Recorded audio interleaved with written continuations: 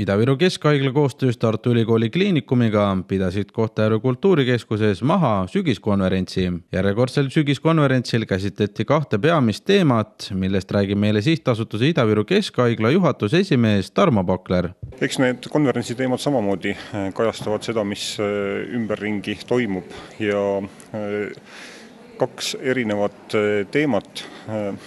Esimene on seotud andmete töötlusega, andmekaitsega ja sellega, et me üldse oleme üha rohkem oma tegevuses seotud andmete teemaga ning samamoodi nagu on arenenud meditsiini kõik muud valdkonnad, ka andmetöötlus saab selgemad reeglid.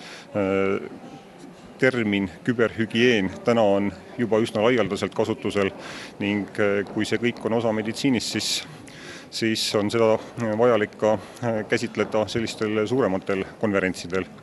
Nüüd teine teema on seotud onkoloogiaga ning samamoodi kui areneb teenuste sisu suuremates keskustes, on vajalik, et teenus jõuaks siiski ka mugavamalt Eesti teistesse piirkondadesse. Eriti meie regioonis on väga tähtis onkoloogia ennetamine ja täna tuleb sellel konverentsil sellest juttu, et need materjalid on avalikustatud ja on saada kätte inimestele ja kui inimene on selle teemaga kursis ja võib õigel ajal pöörduda arsti poole selleks, et ennetada seda haigust, see on ju väga tähtis. Ja need konverentsid on väga informatiivsed ja materjalid on kättesaadavad ja inimesed võivad nendega tutvuda.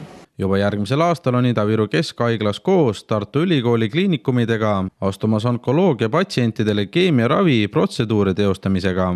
Täna seda teeb Tartu Ülikooli kliinikum, sest onkoloogia kompetents on ülikooli haiglal, kuid see, et Ida-Viru inimesed ei pea järgmisel aastal sõitma sedavõrd palju enam Tartusse, on märk samamoodi sellest, et teenused jõuavadki Ida-Virumaale kohale nii nagu ka suurematesse linnadesse.